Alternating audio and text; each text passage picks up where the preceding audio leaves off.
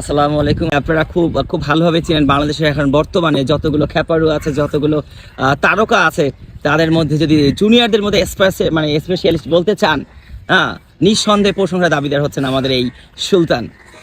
পরিচয়টা কিছুটা দিলাম, বাকি পরিচয়টা আমরা তার কাছ থেকে শুনবো।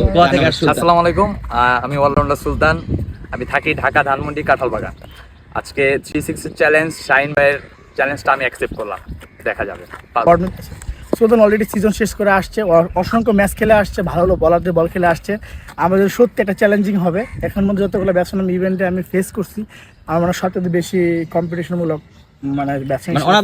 কারণ সে একটা জিনিস যতই ভালো খেলে, রানিং খেলা একটা বড় ব্যাপার। তো সুলতান ফরম্যাচে দেখি কি হয়। ইনশাল্লাহ শাহিন ভাই, অল দ্য বেস্ট, ভালো বল করেন।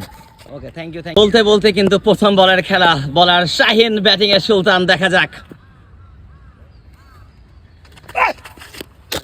এবং প্রথম বল,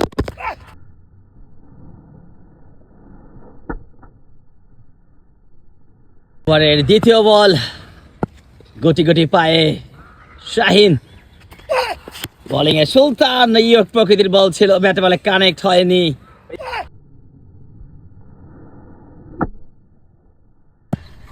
তৃতীয় বল নিয়ে আবারও আসছে শাহিন, ব্যাটসম্যান সুলতান,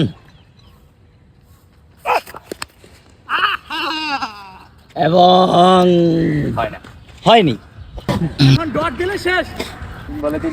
হলো, কিন্তু হতে পারতো। It's the part of cricket.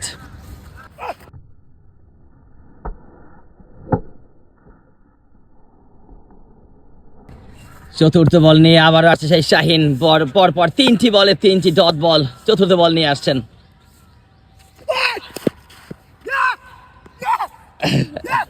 এবং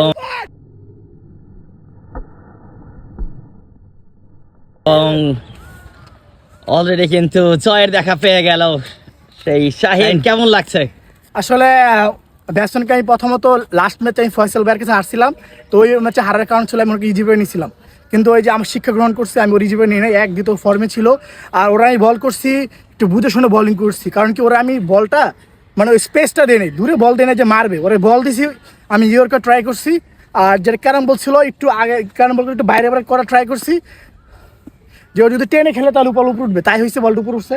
যাক, আমি আমার বেস্ট ট্রাই করছি। Okay, thank you so much Shahin ভাই। Thank you. ইনশাল্লাহ।